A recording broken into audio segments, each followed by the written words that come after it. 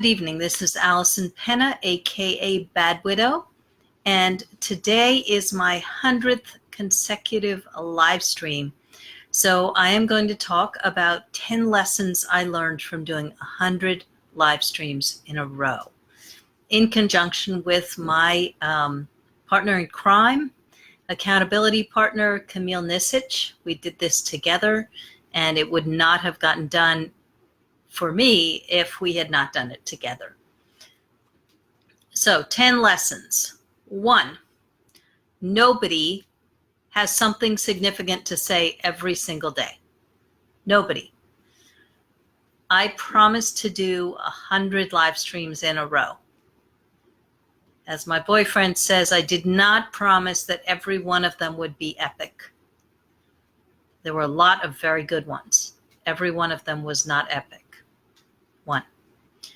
2, doing this with another person was key, because in those moments, we as human beings sometimes don't take our promises to ourselves as seriously as we take our promises to other people. So in those days when I really did not feel like doing my live stream, knowing that Camille was watching for it had me step up and do it anyway. 3, it works really, really, really well if you plan it out. It's actually much more efficient if you're thinking about doing live streams. It's much more efficient to plan out a week or a month so that you have an idea of what you're going to do more organized. And then you can move around your topics. So if something comes up and you want to change what you're doing, you have a roster of things that you're going to do, the kind of points you're going to make. Then what happens, as long as you've got it planned out in advance, is that your mind is percolating on it. You're looking for examples as you walk around the city or walk around your life that you can add to what you're doing. So that is 1, 2, 3. That was either 3 or 4. I should have written these down. You need to do your live streams, if you're going to do these, in a style that's yours. So Camille's are very tight, very organized. Mine are very much a lot of storytelling, a lot of insights. I do provide resources, but not every time. I got more people interested when I was offering some resources, but I didn't always have them planned out before I got on the live stream. So figuring out what I'm going to be offering for a further resource to the people who are watching the live stream, I would do that going forward. My live streams wound up being between 3 and 5 minutes. That was sort of my sweet spot. Going forward, probably I'm going to try and shorten them, make them closer to 3 than 5. So 2 to 3 minutes. I did all 100 on Facebook. And going forward, we'll be mixing it up, doing it on some different platforms, maybe some Instagram, maybe some LinkedIn, different platforms, different topics. I'm not keeping count.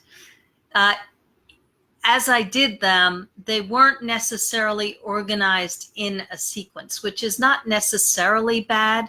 So I would do a sequence of dating, or I would do a sequence of something else, on loss, on resourcefulness.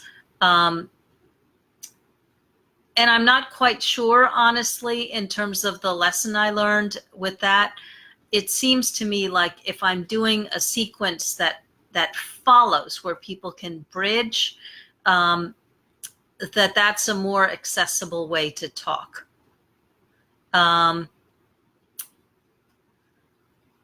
I loved doing it. And people who have a hard time doing live streams, it's just a matter of doing it. and letting go of the self-consciousness and doing it. And point number one is the essential thing that you need to remember when you're doing such a practice.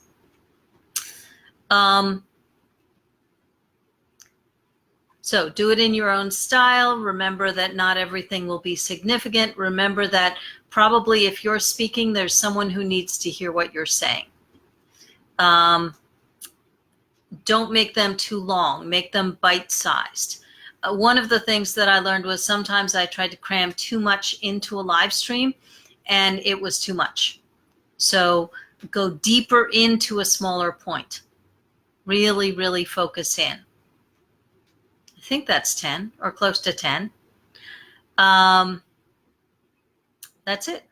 This is Allison Penna, aka Bad Widow. Between now and August 1st, I'm going to be looking over the 100 live streams. I'm going to be figuring out what I'm going to be doing. I will periodically be doing live streams, but not every day for a little while I sort out my next steps. I guess the last lesson is, now that I've done this, what's my up level? That's what I'm figuring out. And in life, that's the question. When you've done something, when you've accomplished something, when you've made a leap, what's your up level? What happens next? This is Allison Penna, aka Bad Widow. Stay tuned. I am going to be coming out with more stuff. Bye.